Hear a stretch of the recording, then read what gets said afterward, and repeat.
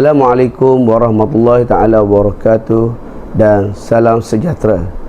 Alhamdulillah, syukur kepada Allah Subhanahu wa taala, dengan limpah dan rahmatnya kita semua dapat menyambut Hari Raya pada tahun ini dengan perasaan penuh gembira dan kebahagiaan.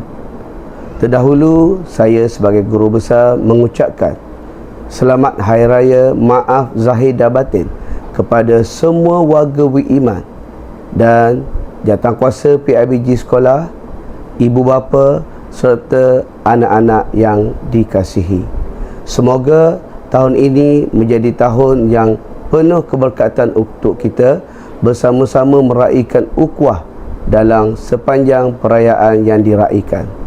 Akhir kata, saya mengucapkan selamat Hari Raya Maaf Zahir dan Batin.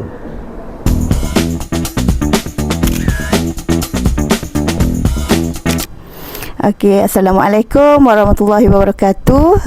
Cikgu mengucapkan selamat Hari Raya Aidilfitri Maaf Zahir dan Batin kepada semua guru PPM PPKI, PPM Prasekolah, PPM Pra PPKI dan semua AKP, dan yang terutamanya kepada semua murid WIIMAN. Selamat berhari raya dan jangan main mercun.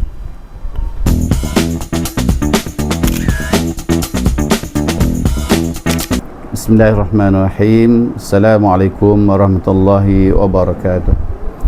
Pertamanya, mewakili unit HEM, saya mengucapkan selamat Hari Raya Maaf Zahir Batin kepada semua rakan-rakan guru serta semua sekali warga SK Seriman. Moga ibadah puasa kita diterima Allah dan Allah istiqamahkan kita di atas kebaikan dan aman yang sentiasa.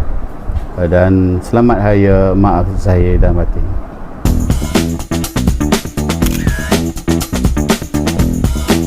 Assalamualaikum warahmatullahi wabarakatuh.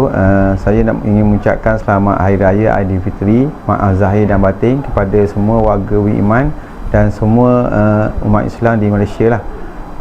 Harapan saya semoga balik ke kampung dengan selamat dan kembali semula ke sekolah dengan keadaan selamat. Selamat Hari Raya Maaf Zahir dan Batin.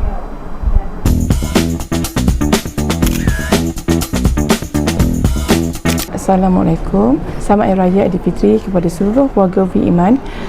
Semoga kita dapat meraihkan dengan penuh kesyukuran dan dapat bersama dengan keluarga. Di kesempatan ini saya ingin memohon maaf di atas segala kesilapan dan juga semoga kita bergembira bersama keluarga. Selamat Hari Raya Maaf Zahir dan Batin.